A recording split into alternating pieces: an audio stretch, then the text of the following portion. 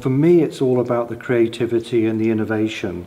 It's all about being able to have lots of ideas, many ideas, different ways of looking at things, because that's what you're going to need. You're going to be able to shift, change, adapt, not just respond to opportunities, but to also spot opportunities. So for me, these are some of the key, really key things. One of the myths is you need one big idea. No, you don't. You need many little developmental ideas. And that's all about being creative.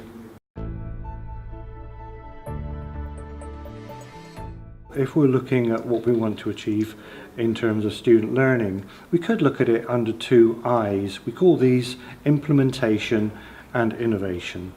So typically, if we're going to do an examination, the educator knows the exact outcome. They know what the student's going to do, and there's a reason for doing it that way. So really you're testing what can they remember, how well can they remember it in a time-constrained situation. However, innovation doesn't work that way. Innovation surprises, it brings something new. And we need that. Opportunity recognition skills, for example, these creativity skills, these ideas generation, are innovative sides. We need both. But with innovation, it's more about how many ideas, how different are those ideas, where can those ideas be used, how can they be tested. So there's a range of new metrics that we're developing about assessment, and Entrecomp is a good example of that. Assessment really needs to be fit for purpose. It's actually ensuring that you're actually measuring something that is meaningful to you as an educator, but particularly so to the learner.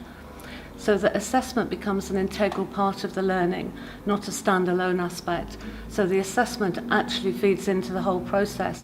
So one of the things that we've actually been working with our teachers is getting them to think about the competencies that they're very comfortable and would enjoy assessing.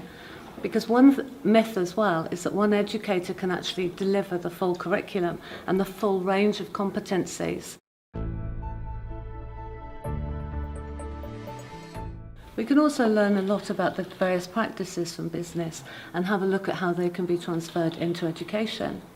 By way of example, if you're going to create a really entrepreneurial learning environment, we could actually move from being where you look at the educator, from being the font of all knowledge, and pick up on the business practice of coaching.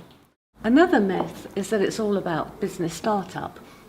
Very often it's left with the educator involved in teaching business studies or economics to actually take responsibility for entrepreneurship education.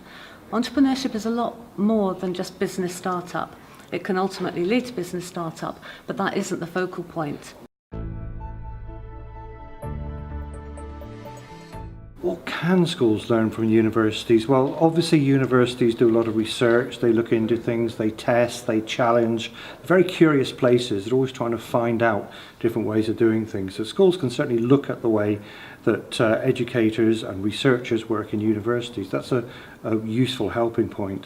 And ask yourself, when am I at my most creative? It's when I'm having fun, when I'm playful, when I'm enjoying myself. So the entrepreneurial classroom is a fun, exciting place to be.